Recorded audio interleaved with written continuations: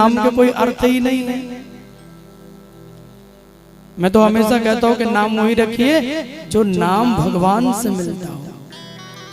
अजामिल की कथा आपने इतनी बार सुनी, लेकिन आपने जीवन में कभी उतारा नहीं, क्योंकि अजामिल की कथा को आपने जीवन में उतार लिया होता तो कभी भी अपने बच्चों का नाम भगवान से अलग रखते ही नहीं।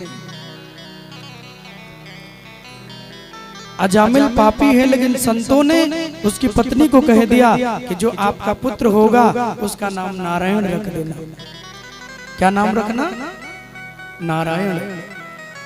केवल बच्चे का नाम नारायण रख देने से उस बालक में इतनी भक्ति बढ़ी, इतना प्रेम बढ़ा, इतना आकर्षित हो गए उस नाम में कि उठते बैठते दिन रात नारायण आओ भोजन करो, नारायण आओ जल पियो, नारायण आओ नारायण आओ। अपने खाते में भगवान उसके भजन को लिखने लगे तो लक्ष्मी जी कहती हैं, प्रभु कमाल करते हो, कितनी कृपा करते हो भक्त पे। अरे वो आपका नहीं, अपने बच्चे का नाम पुकार रहा है। भगवान ने कहा, देवी कोई भाव से या कुभाव से किसी प्रकार यदि मेरा नाम लेता है तो मैं प्रसन्न हो जाता हूँ, बस भक्त मेरा नाम ये न किन प्रकारेण उच्चारण कर ले। नामना नष्ट सदाचारो दास्याह संसर्ग दूषिता। तो अजामिल ने बच्चे का नाम नारायण रखा और अजामिल की मुक्ति हो गई। नारायण नाम गाने की ऐसी रट लगी कि जब यम के दूत लेने के लिए आए ना तो तुरंत कहा, नारायण आओ रक्षा करो, नारायण आओ रक्षा करो। यमदूतों के फंदों को देवदूतों ने काट दिया और कहा कि भैया जिसने जीवन के अंतिम दिन में यदि मेरे प्रभु का नाम उच्चारण कर लिया हो तो वो सीधे भगवान के धाम को जाता है। तुम उसको लेके यम की यातना के लिए नहीं जा सकते।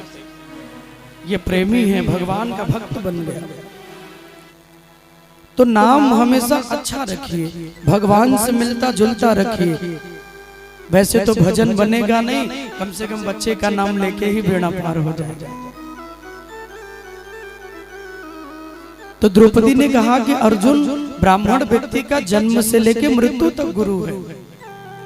जन्म लिया तो नामकरण के लिए काम लगा, फिर खोडस संस्कारों के लिए काम लगा, उपनयन संस्कार हुआ तो काम लगा, चूड़ा कर्म जात कर्म जितने भी संस्कार हुए सबके लिए ब्राह्मण का काम लगा, विवाह के लिए माताजी ब्राह्मण का काम लगा।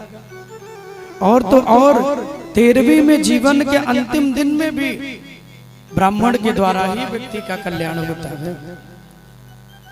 इसलिए महाराज मैं निवेदन करूंगी, मुच्यता में से ब्राह्मणों नितराम गुरु।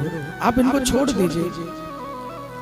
भीम को लगा कि अर्जुन कहीं छोड़ ना दे, इसलिए भीम जी दौड़े और गदा लेके कहते हैं कि आपने छोड़ दिया अर्जुन तो मेरे हाथों से नहीं बचेगा, मैं मार दूंगा। अगर आपने छोड़ दिया तो मैं मार दूंगा।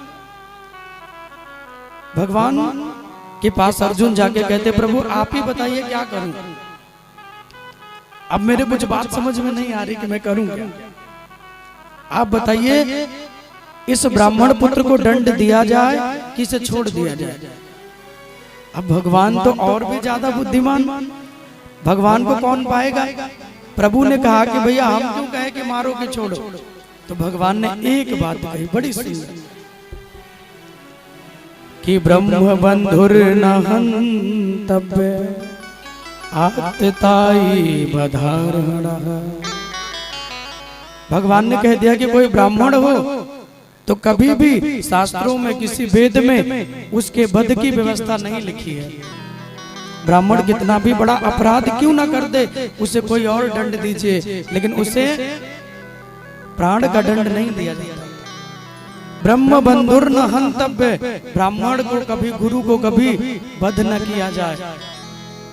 अर्जुन ने कहा तो छोड़ देता हूँ। भगवान ने कहा लेकिन जिसने बच्चों को मारा हो उसको छोड़ना भी बहुत बड़ा पाप है। अब अर्जुन क्या करे। अर्जुन ने कह दिया प्रभु आप भी कमाल करते हो, या तो कह दो कि मार दो या तो कह दो कि छोड़ दो। आप कह रहे हो जो ब्राह्मण हो गुरु का बेटा हो उसको मारो मत, लेकिन कोई पापी हो, बच्चों को मारा हो तो उसको छोड़ो मत। तो अर्जुन को भगवान ने गीता का उपदेश किया है। अर्जुन समझ गए भगवान की वाणी को। अश्वत्थामा के मस्तक में एक बुद्धि रूपी मणि थी। उस मणि को अर्जुन ने निकाल लिया।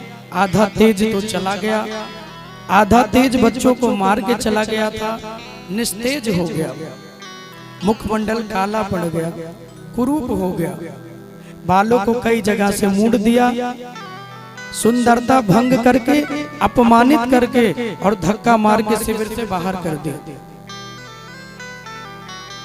सबने कहा कि अर्जुन के संकल्प का क्या होगा?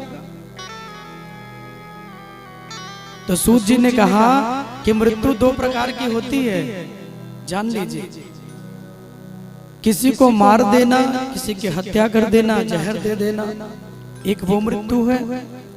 और एक मृत्यु है कि किसी सम्मानित व्यक्ति का भरी सभा में अपमान कर दीजिए, तो वो भी उसके लिए मृत्यु के समान ही दंड है। भगवान की वाणी को अर्जुन समझे, कुरूप बना के, अपमानित करके शिविर से धक्का मार के निकाल दिया। और जब धक्का मार के निकाला, आकर के बाहर खड़ा हुआ, बड़े क्रोध में है। यहाँ द्रौपदी जी आई, भगवान से कहती हैं, प्रभु आपके रहते हुए भी मेरे कुल का कोई दीपक नहीं बचा, लोग आपकी भक्ति नहीं करेंगे, लोग आप पे अपजस करेंगे। भगवान ने हंसते हुए कहा कि द्रौपदी, कौन कह रहा है कि तुम्हारे कुल में कोई नहीं बचा?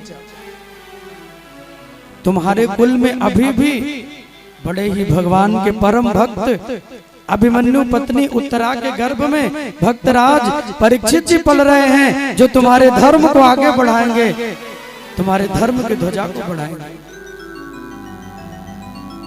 परीक्षित का नाम सुनते ही द्रौपदी जी अपना दुख भूल गई। आप भी जीवन में अपने जीवन को ऐसे जिए महाराज, किसी के सुख में दागे अपने दुख को भूल जाइए। आप बहुत दुखी हैं, लेकिन इसका मतलब ये नहीं कि कहीं आनंद हो रहा तो वहां जाके रोने लगी। वहां जाके आप भी खुश हो जाइए। द्रौपदी जी के 5 पुत्र नहीं हैं, लेकिन माँ ने सुना कि उत्तरा को पुत्र होगा, तो मैया अपना दुख भूल गई, अपने दुख को माता भूल गई। लेकिन जब अश्वत्थामा ने सुना कि पांडवों के गर्भ में एक बालक अभी भी बच गया, अपने धनुष पे बाण चढ़ाया और गर्भ को नष्ट करने के लिए बाण को छोड़ दिया। और जब गर्भ को नष्ट करने के लिए बाणों को छोड़ा और वो बाण जब चला, उत्तरा जी के गर्भ में आके वो बाण लगा है। और जैसे उत्तरा के गर्भ में जब बाण लगा, आज उत्तरा जी रो पड़ी। और उत्तरा जी रोते रोते आज किसी और के शरण में नहीं गई, बल्कि उत्तरा जी सीधे भगवान द्वारिका को जाने ही वाले थे। तो जाकर भगवान के चरणों को उत्तरा ने पकड़ लिया। और भगवान के चरणों को पकड़ के उत्तरा जी कहती हैं, प्रभु मैं आपके चरणों में बार बार प्रणाम कर रही हूँ, कृपा करके मेरे प्रणाम को स्वीकार कीजिए। भगवान ने कहा कि देवी क्या हो गया? उत्तरा जी रोते हुए कहती हैं, प्रभु आज मेरे जीवन में संकट आया है। आज मुझे लगता है कि मेरे गर्भ को कोई नष्ट कर रहा है, कृपा करके मेरे प्राण बचाइए। भगवान ने कहा कि उत्तरा, आज तुझे अपने प्राणों से प्रेम हो गया। जब तेरे पति की मृत्यु हुई तो तू कह रही थी कि मैं भी सती हो जाऊंगी, मैं भी अपने प्राण त्याग दूंगी, और आज तुम्हें अपने प्राणों से प्रेम हो गया। उत्तरा जी कहती हैं, प्रभु मुझे अपने प्राणों से कोई प्रेम नहीं है, लेकिन मुझे आपकी भक्ति का प्रेम है।